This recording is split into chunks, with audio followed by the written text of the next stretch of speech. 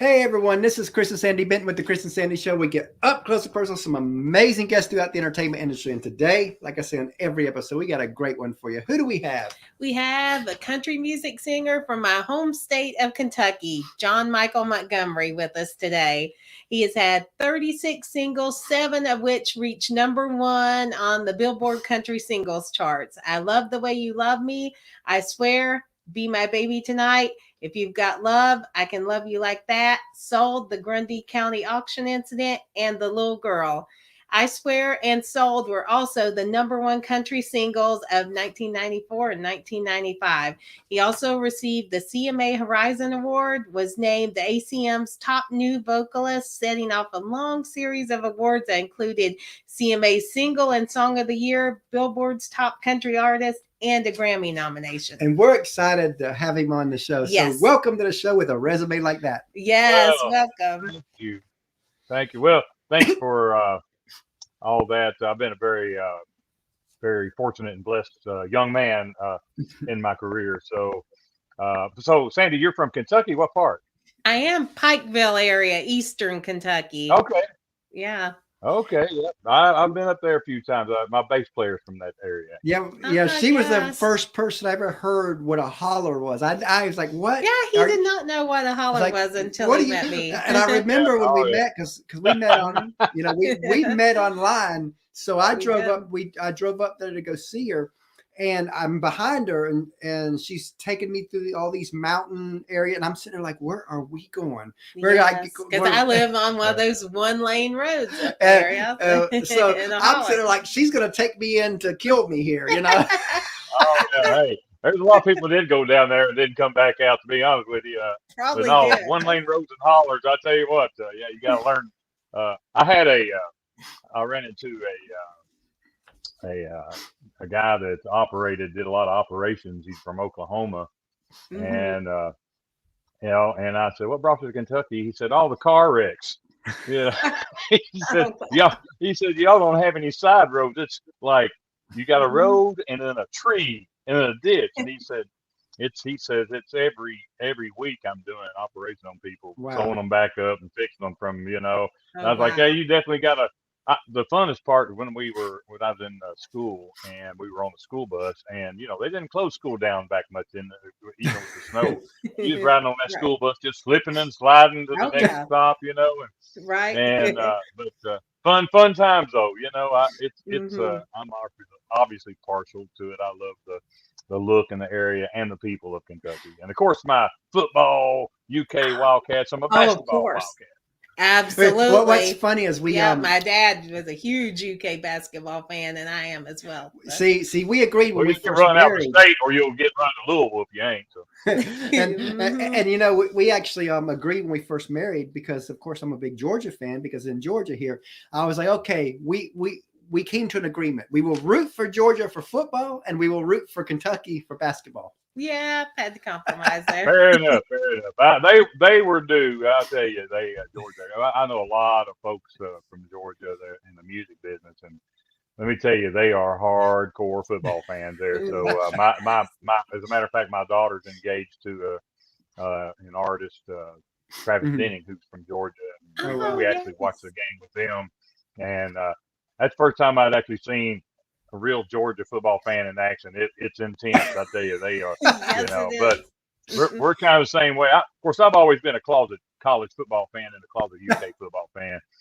And just always wanted to play that in high school. Mom wouldn't let me play football because she's afraid I'd get hurt and all that. So I played basketball instead. So I love my basketball, but I just love the SEC. Really I love to see SEC. Yeah, our coach, Coach Mark Stoops, let me tell you something. He has turned this program around. He's lifted the curse of Coach Paul Bear Bryant off of our back from the 50s, and because the old saying was when Rupp won the national championship in the same year, Coach Paul Bear Bryant went undefeated. Rupp got a Cadillac, and Coach Bryant got a watch, and that year we went undefeated and actually beat Oklahoma in the bowl, except they'd already given the national championship to Oklahoma, and it's in the 50s. But anyway, we've had a curse on our back ever since then. That's the saying anyway. So we are now on our way. I'm thinking, hey, I'm thinking hopefully we'll be playing national championship. Well, Georgia's always had Alabama's curse. Oh, that's right. Whenever they play Alabama. But when I remember 10 years ago when it was Bama versus LSU in the national championship, and LSU, of course, beat Bama, in the middle of the season. I was like, you do not beat a team at that caliber twice in the same season. Well, I was saying the same thing with nobody believed me. I was like, with Georgia, I was like, you don't beat a team like Georgia twice in the same season. It just does not happen. Yeah, it's when that caliber. If you play them once, the next time they're going to have your number because they figure out why they lost the first time. But I'm so excited because speaking of LSU, Joe Burrow is now at the Cincinnati Bengals. I'm a huge Bengals fan, so and we also got that receiver Chase, and I'm telling you, I'm just absolutely tickled to death. They have single handed that program a winning. A couple of guys there that I was born in we may Cincinnati. be playing Super Bowl pretty soon. And I was born in Cincinnati. Yeah. Oh, really? Okay. So, well, y'all know exactly what I'm talking about. So what do you think about the Titans? It looks like they have a good chance this year. Yeah. I'm a huge Titan fan. Obviously, I was so tickled to see them move to Nashville and Nashville get an NFL team. And I got to go to a few games early on when they were very new. And so, obviously, I'm always pulling for the Titans when the Bengals ain't playing or doing exactly. So this last 18, 20 months or so has been rough for a lot of people. Oh, yes. How has COVID affected you, and what have you done to get through this in the last months? Well, I mean, obviously, it's the first time I hadn't been on the road since 1992. This is my 30th year. And so obviously I had all this time on my hands, but yet, it was a nice rest for me, nice rest for my voice. Right. Obviously, my vocal cords aren't 25 years old like they were when I first started singing all them songs. So having a nice rest like that was very valuable and kind of recharged my batteries and all that stuff. But obviously, I mean, it's just like a bad movie happened, a horror movie. Yeah. I mean, I never just expected anything like that in my lifetime. But we're very resilient in this United States. Yep. I tell you, we will certainly make lemonade out of lemons. Yes. In this country. Yes. And we just have to keep battling on and get past it all and start living our life like we used to. You just can't live your life in a bubble or scared to death. Exactly. It's too short for you to do that. Absolutely. That's like us. We launched this show January of 2020. And our original plan was maybe around 100 interviews first year. We thought if we could do that, it'd be a great foundation. And then COVID happens. And as I'm watching things get shut down, I told Sandy, we can't change COVID, but people like you are going to need a place to talk. And we're going to give it to them. So we said, you know what? We're going all in. We're doing everything we can. And because of that, we end up doing over 300 interviews that year. And we're over 500 now. Wow. That's a lot. That's that's a ton of interviews. Well, that's awesome. That's a very successful year there for you guys. That's great. I knew a lot of these, I guess you would call them. And we even had Frank Myers and All for One on. Yeah, these streaming interviews like this. I mean, it's really, there's a lot of good come out of it. Obviously, you slow down, you actually get to. I think people got to do a few things that they never took time to do. Obviously, a lot more people spend time with their family that they didn't do a lot, and then of course a lot of people got to go out and enjoy the activities of the outdoors and fishing and all that kind of stuff. Golfing, I'm a big golfer and all that. I got to golf a lot more, but it's just it was just a weird. It was a weird year. I mean, it was just. I'm glad it's over with. I guess everybody in their lifetime goes through some kind of scenario all the way back in the 20s and 30s, back when they, when my grandfather had to live through the Great Depression and stuff like that. But I'm just, as long as I ain't pushing daisies, I'm pretty happy. I can survive about anything. Yeah. And speaking of some of your past songs, we actually have had some of our past guests have been Frank Myers and also All for One. Yes. Did you say Frank Myers? Yeah. Frank Myers. Yeah, he was on one of our shows. The first year of our show. Well, yeah, Frank.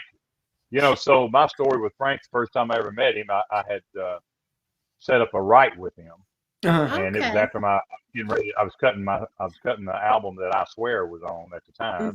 Just started on it, and of course I had just come off of number one. I come off the Likes of Dance album, and he came up to my house to write, and really good writer. And so we went down to my lake right down the road here at Harrington Lake, and I had a bunch of friends, and that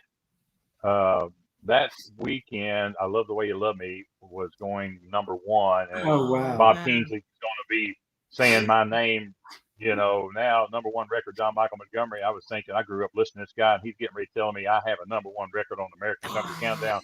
I told Frank, I said, man, I apologize, but my head ain't into this writing right now. I got to, I'm just tore up. And he said, no problem. Can you listen to this little cassette tape? Because this was in 1993. Yeah. Okay. And we were recording on a cassette tape player, and I played that cassette tape, and it was the song I Swear, that he had wrote, and I was like, please send this to my producer. He said, I already have, and because I had a new producer, Scott Hendricks, at the time. So that was just I really didn't think that I thought I Love the Way You Love Me would be my all-time signature love song, and my first number one and all that, and still my favorite lyrically wise too, especially just beautifully written. But I Swear just went through the roof, of course, and then All for One ended up recording it in the R&B, and did a great job with it. And it's just I was pinching myself, going, is this really happening? I mean, I just came out of the nightclub just a couple of years ago playing honky tonks 5 nights a week, and now I got this big gigantic song. I don't even know what to do. Wow. And a lot of people, they would ask, when did you know you wanted to do music? But I always like to go deeper than that. When did this click for you that this could be a career? So as a kid growing up, me and my brother Eddie Montgomery of Montgomery Gentry, mom and dad played music on the weekends, and they would get me and Eddie up and sing, a song or two. It's more for crowd pleasing than it was anything. And Dad was a really good entertainer, and he'd use me and Eddie, kind of add to the show. And then we joined. I learned to play guitar, and started learning to play guitar about 12, 13, 14 years old. And Eddie was learning to play drums. My mom played the drums in my dad's band and sang. And so at that point, I remember getting on stage, and I was playing basketball at high school at the time. I loved basketball. And I was getting all this attention from, these girls. Okay. I was like, oh, girls never noticed me before. And I sing a song, and they're like, yay, we love you. I'm thinking, I'm liking this. And I was not the starter on the basketball team. So I went to Coach Hollebeck, my coach at the time. And I said, Coach, I'm going to have to quit the basketball team. My mom and dad plays music on the weekends, on Fridays, and that's when the games are. And I'm really enjoying this. And I really, that's what I want to do. And of course he was like, well, that's a silly dream. You don't need to, that's crazy, And then after 92, after I got my first album out and was successful, he had retired as a coach and a teacher. And I saw him at the Lexington Airport, working part-time at the security. And I have no idea what that was. And so anyway, he was there at the security line. I was going through there, and we met each other. And he said, John, he said, I just have to tell you, after you made it, because this was like in several years after, after, he he was still teaching when I made it in 92. And he said, I would tell all my students, they would come in, they go, look, if anybody tells you to not dream or your dream silly, do not pay attention to them. He said, because I did this to this young man named John Michael Montgomery when he quit my basketball team, you know, and he still, I just had lunch with him the other day, you know, and it's, I still live in the hometown and everything. I get to see a lot of friends and some teachers and stuff from time to time, you know, and me and my brother are the same like that. You know, we just, we had a chance to move to Nashville, but we're only about 3 hours away, and we love it around here. We love the people, and we just decided to hang out, you know, near the people we grew up with and loved, and raise our kids here and all that stuff. So, it's fun to run into people that were a part of your life before you made it, and stories like that. And you know, I've always heard many speakers say that your critics at first will tell you it can't work. Then they eventually tell you it won't last. Then, and when it's lasting, they tell you you were lucky. And then eventually it gets to the point where they're telling everybody, I always knew they'd make it. You hit it right on the nose. I mean, my first, you know, obviously growing up, everybody told my dad and my mom, you all need to get, you know, they were working jobs that didn't pay that much. We were moving around a lot. You know, rent went up, we couldn't afford it, moved to another spot, this and that. And they'd always say, you all need to quit picking and singing and get a better job and provide better for them kids and this and that. Well, we were having a great time. We had musicians coming over all the time, picking and singing at the house. And you know, and of course, when me and Eddie started our band out of high school, we started playing around a little threesome with our buddy Tim Williams, who's playing bass and everything. We were just having fun, but we were facing the same stuff. Y'all going to end up just like your dad, blah, blah, you know, y'all need to get a real job and all that. Oh, wow. And I was thinking, well, they might be right, but you know what? I'm young and I'm going to have fun while I'm at it. And then, you know, when time comes, if I got to get a real job, then I'll do it. But right now, the only mouth I'm feeding is my own. But, you know, when I did make it, obviously, you know, a lot of people that doubted me back then around here, you know, they were like, I always knew you'd make it, you know. And then, of course, the critics, like you said, they liked that first album, but then the second album, as they call the sophomore album, came out, and a lot of them didn't like that when it had I Swear on it, but it had, you know, start picking it up. And all I read was, you know, this is going to be, he's got the sophomore jinx. And I was thinking, oh man, no, you know, I was thinking, I got the sophomore jinx. Oh my, yeah. So yeah, I'm worried now that I'm only going to get 2 albums in and my career's over. And then that album did very well. It did better than the first one. And then I put out the next album with I Can Love You Like That and all that on it. Yes. And sold to Grundy County Auction.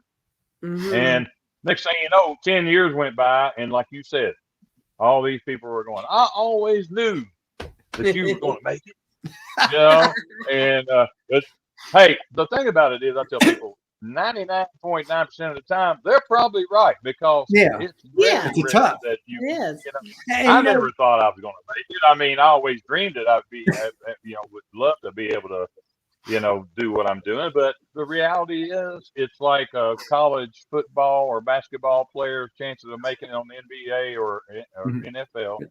It's just really, really, you got to be a little lucky. You got to have a lot of perseverance and a lot of things, timing. Everything has to go right. And then when you get in the studio, you got to be able to sell the song. And for me, that was my scariest part, because it's like, okay, can I sell this song? Is it? Can I make it believable? Are people going to believe me when I'm singing these lyrics? You know, and that's the biggest difference I found. A lot of great singers come into Nashville that you watch them live and they're awesome, but they go in the studio, they can't make the magic happen. And you know, and that's the biggest reason. There was like over 200 new artists came out in 1992, and I think only me, Tracy Lawrence, you know, just a handful of us. We had Tracy Lawrence on the show too.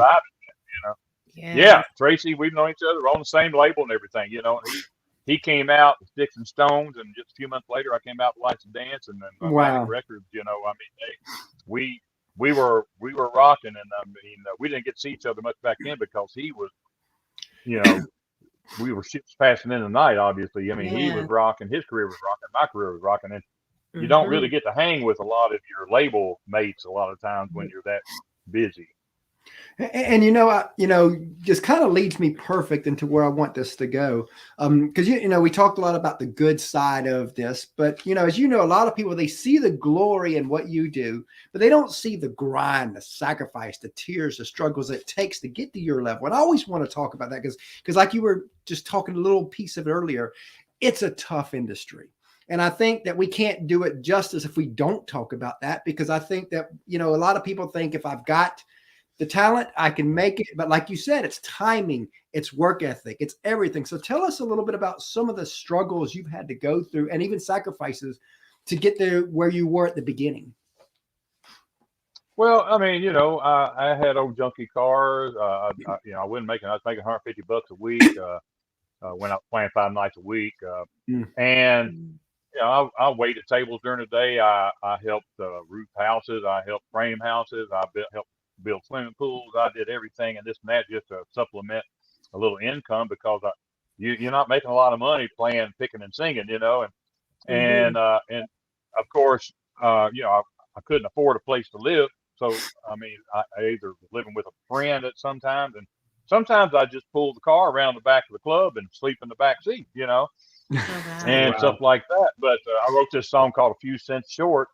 Me and my brother were riding around, and in this old junky car I had, an old Ford Escort, had 170,000 miles on it, and and we dug in between the seats and got about $4 or $5 worth of quarters, nickels, dimes, and pennies, and they had all these yucky stains on them and stuff, from McDonald's fries and ketchup or whatever. It was so yucky.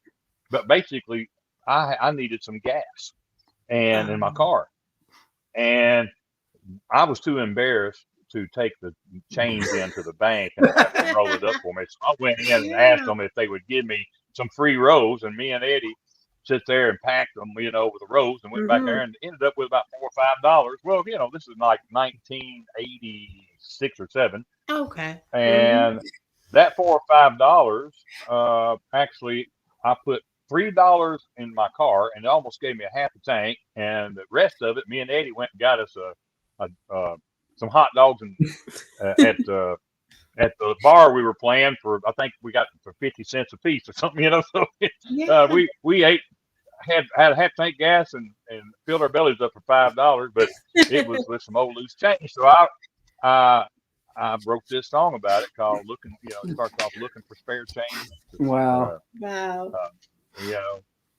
I can't even remember the lyrics now, but looking for spare change to put gas in my car, and that's how it started. But it was actually I turned it into a love song, where I don't have any change to put in the telephone to call my love, to tell her I love her, and I'm probably going to lose her because I ain't got any, it's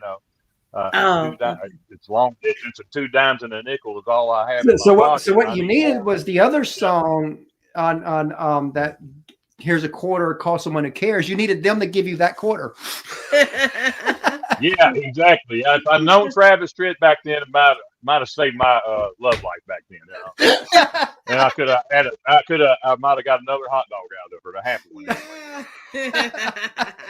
Because you wanted to call someone who cares, though. That's funny. So I don't think anybody cared too much back then either. It's pretty much back in those days, I was just basically just surviving. I was having fun picking and singing. I had a gig 5 nights a week. I was a house band, and I was just enjoying life. That's really what I wanted to do. I really wasn't thinking about being famous at the time. I knew I was like, when I get 30 years old, I was going to have to make a decision. Okay, do I go to Nashville, try to be a demo singer, write songs, this and that, or whatever? But I didn't want to be in the nightclubs when I was 40 and 50 years old, So I was like, I had a time zone in my life where I was going to go, okay, I'm 23 now, 24. Once I get 25, I really need to start thinking about what my future is going to be and all that. Well, luckily, at the age of 24, well, no, let's see, it was 1990, 1971 when I got discovered. So that I was born 65. So that, how old would that have made me? 27, 26. And yeah, when you get my age, it takes you a while to figure out how old you are. But anyway, the bottom line is I had plans, I had seen other musicians that had hung around, they 40 and 50 years old, playing the nightclubs and stuff, and just withering away in the bars. It's a tough life, Back then it was smoke-filled bars, so luckily I got my record deal, and the rest is history, of course. But I tell people all the time, they ask about this social media stuff. I'm like, hey, if I'd had social media like they do now back in the 80s, I guarantee you I'd been making more than $150 a week. Yeah, and it's one of those double-edged swords in this day and time. Social media is great, and you can be found, but it's also on the flip side. Now a label won't even consider you, no matter how good you are, unless you got a following. Yeah, it's that. You're exactly right. It's almost like they are waiting to try to all these other formats you got to have to show that you're good enough or something, And I miss the days when a label was like, you know what, you're different. I like your style. We're going to get behind you. We think you can be a star, and so we're going to push you. We believe in you. We don't need any other thing. We heard you sing. We've seen you sing. We're impressed. We think you can be a star. And so we're behind you. Now it's like, well, show me your Snapchat. Show me your portfolio of all these social media stuff, to how many fans are following you and this and that. And it's like if I was a label head, I'd be going, how do you decipher and simplify it all? How do you choose? It's like having a smorgasbord of nothing but pizzas of all kinds of different toppings, but it's like, I don't know which one to choose.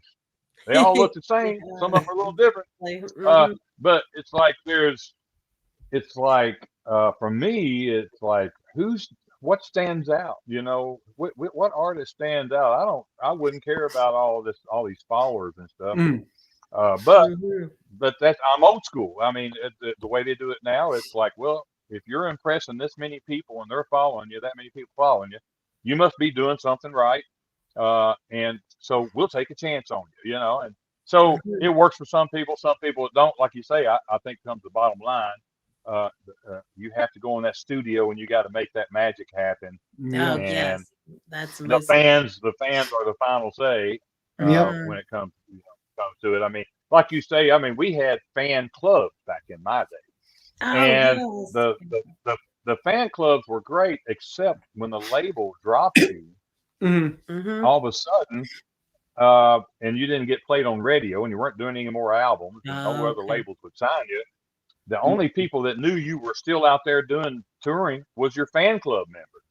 And everybody else that used to hear you on radio, they just pretty much either thought you retired or what. But now with social media, guys like me that get older and don't have current hits, but I got a lot of pretty good old hits, I can get on there and remind people, it's like, hey, I'm still alive and kicking, and I'm coming to your town, and I don't need a label to make a decision on whether I can continue having a career or not. So that's the nice part about it. Yeah, and that's the plus about the new technology. Like we had Joe Kelly from CDX Nashville on our show, and I remember we were talking about this whole issue, and he says, you know what, people don't need a label nowadays. In fact, you don't need it until you get to a certain point. And at that point, you kind of have to have one. He says, now you can get out there because of social media, because of the tools that are out there, that you can make your own way, that you can literally make $100,000, $200,000, $300,000 a year profit. And a lot of people would never know who you are. Yeah. Yeah. That's the whole thing. I mean, obviously that, what's it called? TikTok. Oh yeah. TikTok. Yeah. Where everybody tries to do something funny, and now I think the big thing of the labels is like, how many TikTok fans do you have, and stuff like that. And, some artists are going to be naturally funny and can probably get on there and get a lot of fans. And there's some artists like myself. I guarantee you, I would suck at TikTok. If I hadn't been on TikTok, I'd be doing my career would be over if that's what it depended on. I mean, but it's just kind of part of it. I'm happy that I was in the era that I was, and I grew up in the era of the 70s and 80s too, because I got to listen to a lot of really, really good music back in the day. Oh yeah. I mean, the 70s and 80s from Alabama, George Strait, Lionel Richie, so many great songs back then. The Eagles and Bob Seger and the Journeys and of course Willie and Waylon and Hank, and I mean it just so much good music, and I could go on with how many good bands that were you hear on all these commercials like Applebee's and all these people like that. They use these old songs in their commercials, and these young people like, that's cool. I like that. I mean, that's how cool the music was. And so I love to. I'm very fortunate to have been able to grow up during that era. It's kind of funny to see all these young kids gravitate to that kind of music now, but I think it just sounds so real to them. Today's music. Today's music, obviously, there's some standouts, but so much of it sounds so much alike. Yeah. Speaking of putting all this together, as you know, a lot of people, they see you, but they don't see the team behind you. In our opinion, teams never get the love they deserve. Don't. On our show, they get love. So take a few moments and just tell us about the team that helps you be who you are. Like the team of producers or just the team that's behind you, all the from PR people to just the support. Yeah, well, I mean, you just got to have from the label that when I was on the label, but like the producer, for instance, I was just having this discussion the other day. When I was cutting Life's a Dance, I had they were going through a change of leadership, and the person that was going to be producing my album had to leave the label. So I had to find a new producer. Oh wow. And the songs that I had were okay, but I didn't think they were big hits or anything. So I finally found a producer, a guy named Doug Johnson, and he brought me songs. And this is so important when you're trying to break an artist. He brought me Life's a Dance, I Love the Way You Love Me, Beer and Bone. Oh yeah. Those 3 songs were the first 3 songs out. He literally was responsible for me being able to have a successful first album because he come in and helped me out. He could have said no, and we'd had to find somebody else that we may not have that kind of luck with. But it takes a team of you got tour managers, you got band guys, crew guys, managers, and your public relations people.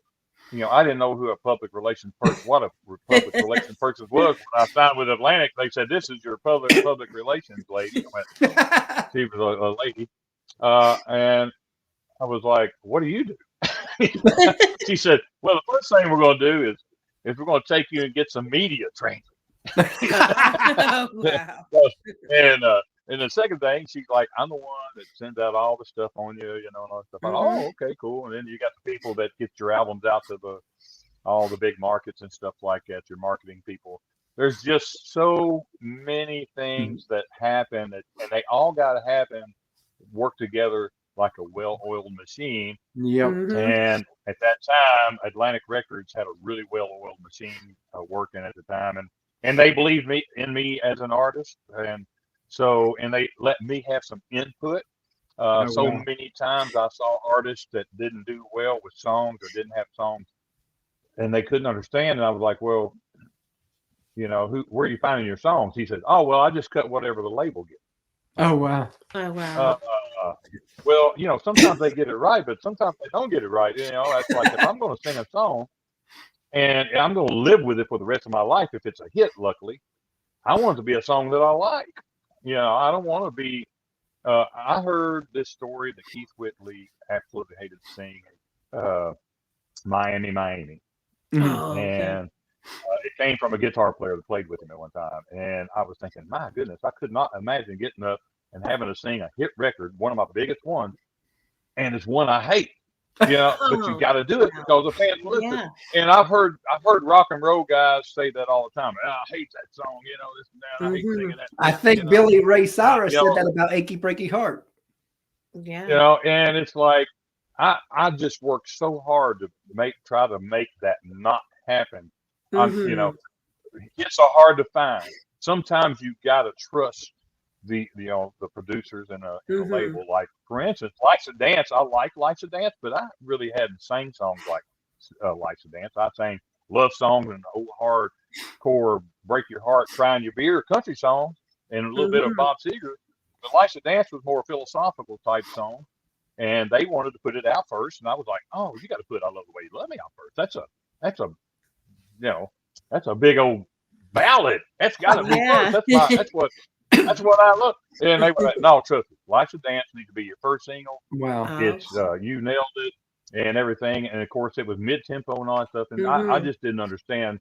But I was like, okay, well, you guys are supposed to know what you're doing, so let's do it. It's not like I was going to talk them out of it anyway. But and sure enough, it took a long time, but it became a top, went to number 4. And a lot of people go, they went to number 1. I went, nope, that was number 4. My first number 1 was Love the Way You Love Me, the one I wanted to come out with first. But it was right that we set A Love the Way You Love Me up with Lights to build that foundation.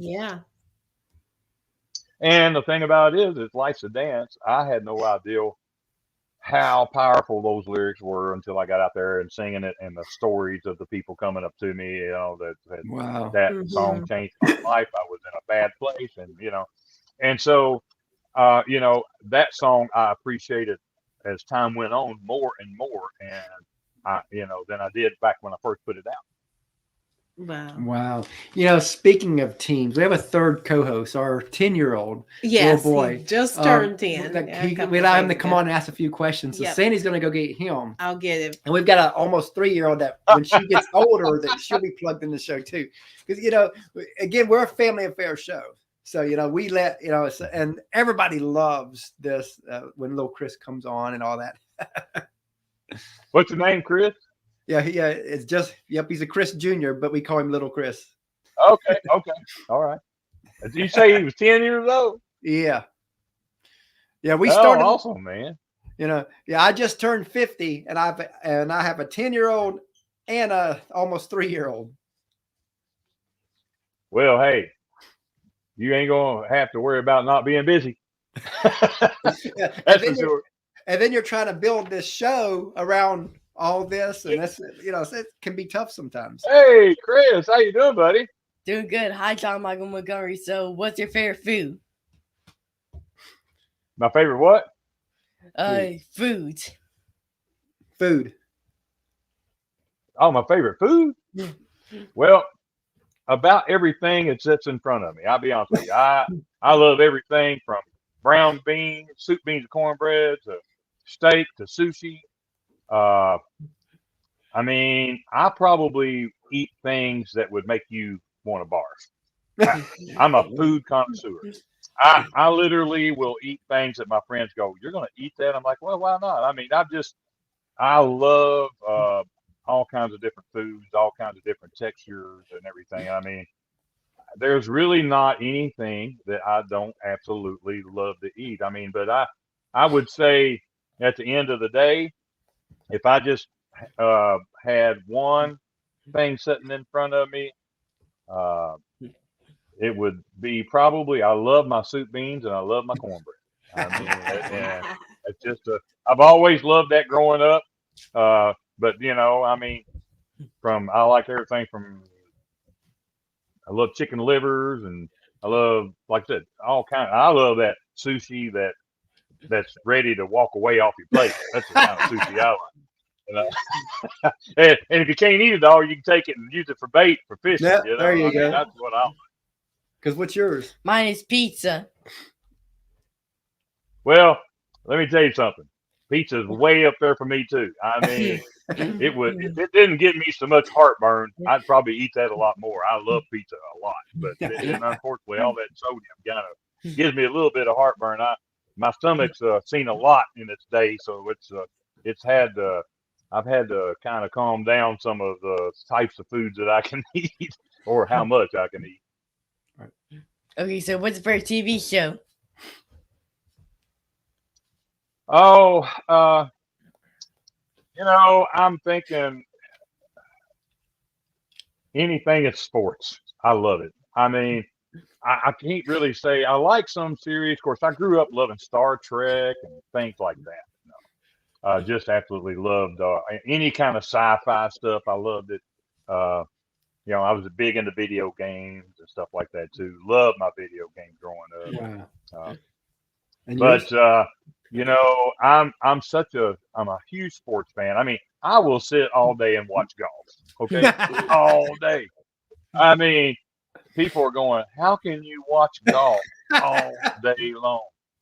I'm like, but I love golf. I could play golf all day long. So, but like sports, if sports is on, boxing is a favorite of mine. I really love boxing. A lot of people are like, that's such, why? How do you like boxing? I grew up in the Muhammad Ali days, stuff like that.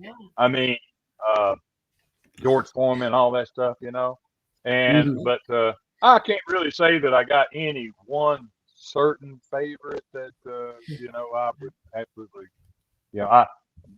I love all this streaming. You talk about the double-edged sword. I can now go back and watch my old I Leave It to Jeannie, old shows, I mean Gilligan's Island and stuff like that I grew up watching and all those kinds. That's the kind of shows I grew up with. It's Beverly Hillbillies and things like that. And right now, I guess and in next month we actually have the son of the creator of Gilligan's Island coming on. Really? Wow. Okay. Well, that's cool. I mean, back in my day, obviously, we had 4 stations. We had ABC, CBS, NBC, and then we had like the public broadcast, PBS, and that was it. And it's just a matter of how good your antenna was, really.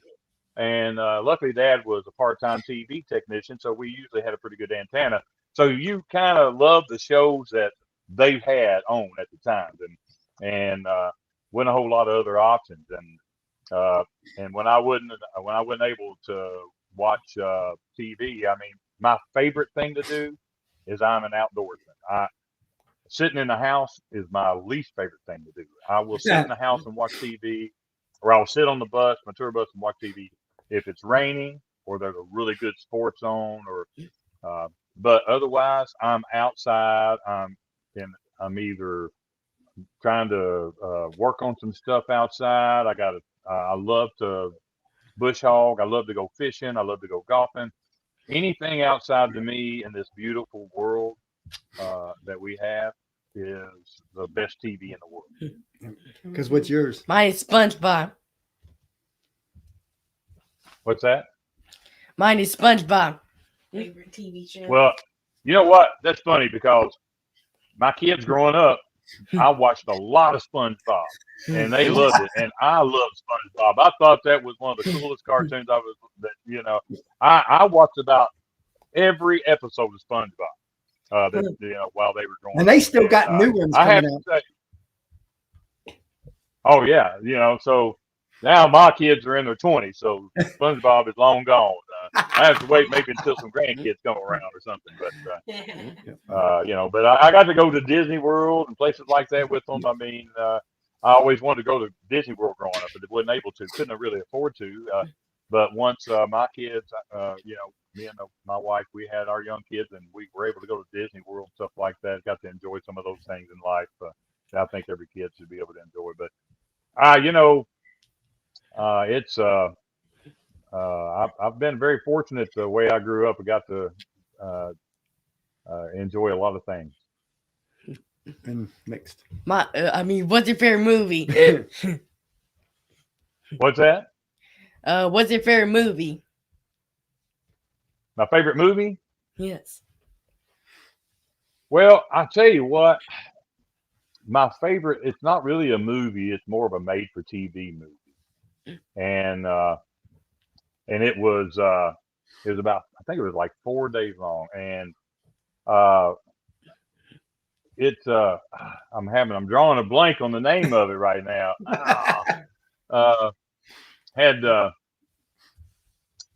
Oh my gosh, that's awful. That's what happens when you get up my age. It's a movie about a couple of guys that cattle rustlers that went up from Texas to Montana. Mhm. Oh my gosh, I hate when You'll remember it later. I'll remember it here in a little bit. Yeah. I pulled it up on my phone, but I'm talking to you guys on it. It's an old Western. It's an old Western movie that lasts for 4 days. I'll think of it here in just a minute. It'll come to me. But Is that it? Somebody I said love Westerns. somebody said Young Riders. What's that? Somebody said Young Riders. No. It was it's old guys. If I could think of their dang name, y'all would help me remember it. Gosh, it was a huge 4-day made-for-TV thing. But it'll come to me here in a minute. Lonesome Dove. Lonesome Dove. That's it. Thank you very much. You get the prize. Oh my gosh, that's just how bad. Yeah, I need to start taking some of that. Sandy figured it out. They sell on TV for memories. Yeah. Lonesome Dove is probably my all-time. I've probably watched that so many times from beginning to end. It just absolutely. I love the Rocky Mountains. Mm-hmm. I growing up in Kentucky, obviously, I love my state. But if there was, I die and go to heaven, I hope it looks like the Rocky Mountains. I mean, those are the most beautiful things.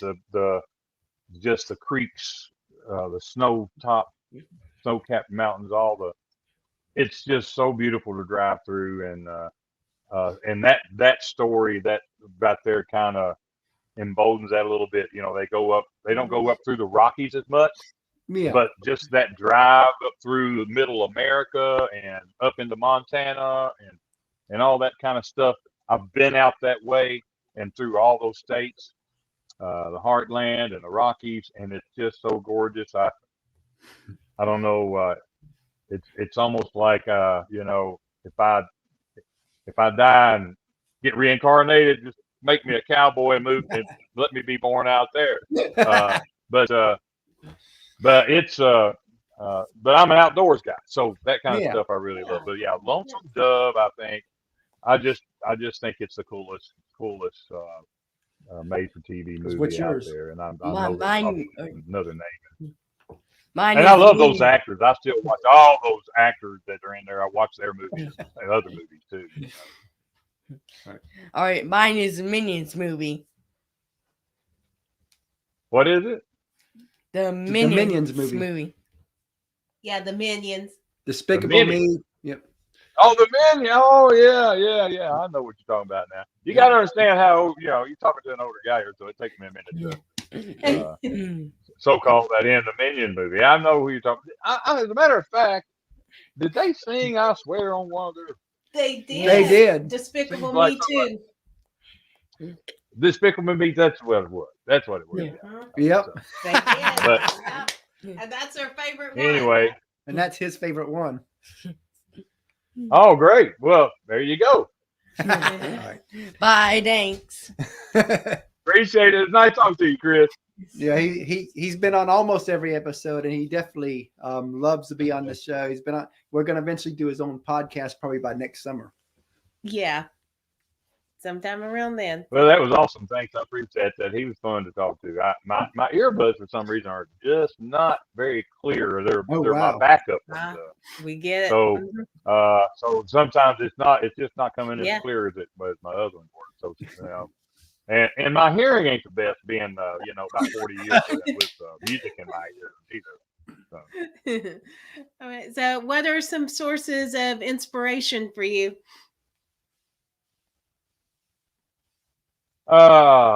Choices of inspiration. Yeah, what inspires you?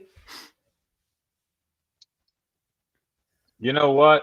Beating the sun up in the morning, watching it come up in the morning gives me all the inspiration I need. I'm an early riser. I just always have been. I feel like if the sun beats me up, if it rises before I do, I've lost time. And And so I enjoy watching that sun come up, and then from there I get me a nice little cup of coffee and fix me, good old country breakfast of bacon and eggs. I love it. Oh, that And sounds good. and then after that, then I'm just my mind starts turning, and it's like, what can I do today? One, to first of all, be a better person and be a better dad, be a better husband, and try Mhm. to accomplish something today. Sometimes, uh, the list is not always, uh, not high on the bucket list. Yeah. But Yeah. anyway, uh, it's I've just never really needed anything at all to inspire me to get up Wow. and just start focusing on what can I accomplish today. When I wake up, I wake up. I don't lay around. I don't lay around and go, I think I'll just lay. And procrastination, I don't procrastinate. I mean, it's just That's good. when I did procrastinate, it always came back and bit me in the butt. And I was Yes, like, it no does. procrastinating. Hmm. And I know I'm irritable a lot of times to a lot of people around me because it's like, hey, it ain't gonna get itself done. You got to get it done. You want me to Yeah, do it for you? I'll do you it have for you to right do now. it. I'm not gonna sit there. Who's gonna do this? Uh, I've just always been that kind of a guy. I have always had that fire in my belly, and for me, I tell people, especially when it comes to advice, and I told this to my son, my daughter, in life, to be successful or success is on different levels. I always just dreamed of being able to have a car and a nice little home, roof over my head, and maybe a boat, stuff like that, and that I worked and paid for, and it was Like it mine. can buy me a boat. And obviously, you know, but in order to get there and do those kind of things, sometimes you've got to grind. Yeah, Sometimes life becomes Groundhog Day, and you're going, and it gets hard, and you're just like, do I want to do this anymore? Can I do this anymore? And that's what happens to a lot of artists that go to Nashville. They get down hmm, there, everybody down there, it's set up for rejection. You go down there as an artist, you're going to get rejected one time after another because there's yeah, other artists that want you to leave and go home. That's less competition for them. And Yeah. then yep, everybody's got that. What makes you think you're good enough? Well, that's irrelevant. Doesn't mean anything. How hard are you willing to grit your teeth and grind and go, you know what? I'm sticking with this. I am not giving it up. And I've always been stubborn like that way. I got that from my mom, no doubt about it. She's a grinder and hard worker. And, you know, uh, it was just one of those things that I've always been able to do. I wake up in the morning before the sun comes up, and I'm ready to go, and I'm inspired to whatever's in front of me that day. I'm going to tackle it, and I'm going to. Sometimes it frustrates me because I don't always get it done, but just being able uh, to enjoy life and living in this great country for me inspires me a lot. oh, And that's awesome. that's just like with our show, Hmm. talk about the grind, you know, 500 interviews in 2 years. That's a lot of grinding. Let me tell you something. When I first came out, I mean, I was doing interviews every morning, every afternoon. I was a new hot guy on the Yeah, market out in the radio. And I did a lot. And let me tell you something. They can be a grind, but 300 plus interviews in a year, that's a lot. You all, that is definitely, you all definitely, that's incredible. That's incredible.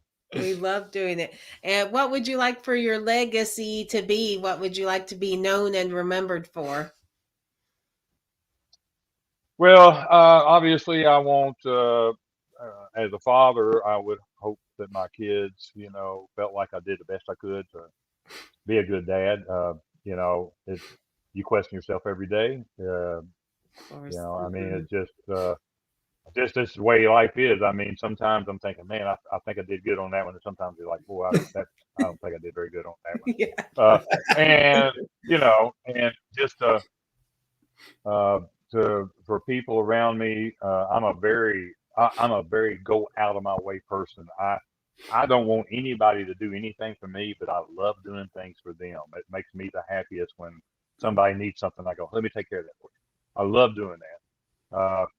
And very giving person, and it's not because I give a lot, and I don't want anybody to know about it. I just Oh, it's wow. I've been very fortunate, and I'm just one of those kind of people who feel like, if I can help that person out, or that that situation out, or that fundraiser, or this and that, and Yeah. then Yeah. I'm all over it. Just basically, and my songs, I hope the legacy of my songs are like the songs I grew up with. Mm-hmm. I mean, they are timeless. They made a difference in a lot of people's lives as they grew up. And with me, I mean, when I was having my heart broke, I listened to a lot of Lionel Richie, Oh, yes, that's a good and one. Mm-hmm. I mean, he just seemed to have the best songs, and like "Still," "Still's" my favorite song by him. Oh, yeah. George Strait, same way. But Mm-hmm. being able to be inspired and have the kind of songs that stuck with me through my life, they lasted forever. They never went Mm-hmm. away. Still love to listen to them as much as I did back when I was a kid. I hope my songs are the same way for years to come. And whether they remember my name being attached to them or not, I, as long as it made them happy, that made me happy. Oh, love that. And if you could say anything to your fans, what would you want to tell them? Just continue uh, enjoying coming out to the shows, uh, enjoying life, and keep being a country music fan. That's the best music in the world. It truly is. We Love that. agree. Mhm. As we come to a close here, what's next for you? I'm sorry. Is it as we close out here? Tell us what's next. Well, this is my 30th year touring, so I'm going to go out there and enjoy that, and I'm hoping, got a couple of things on the table. I would love to, do a song, maybe with my brother one day. Oh, that would be Uh, great. just that would be kind of fun, obviously, uh, and just I'm hoping, really, for me, music wise. I've been so fortunate. I feel like it would almost be greedy for me to even ask for anything else for myself. So for me, I just want to see my kids grow up and be happy and do well in whatever their endeavor is. My son's trying to make it in music. My daughter, she's very talented too. She's got Yeah. she's going to college and doing awesome in college and stuff. I just want to see them grow up, be great human beings, and be successful in their own lives, and be able to sit back and watch it as a parent with my wife and go, man, that's what it all boils down to. I mean, when it comes to it, and hope that they are able to have kids. If anything, I'm going to be around long enough to see it all happen. Yeah. Yeah. And just so you know, your son's welcome here anytime. Yes. Oh, well, I'll make sure I tell him that. He'd love to do the show. I promise you that. We Yeah. really enjoyed having you on the show today, and This was we fun. look forward to having you back for updates down the road. Yes. Well, Chris, Sandy, I appreciate y'all having me on your show. Give me a chance to tell my story and everything. It's been great, and you all have a wonderful 2022. I hope that we can finally move on past all of this. We this, hope so COVID We hope too. so stuff, too. and everybody Yes. can get their life back to normal.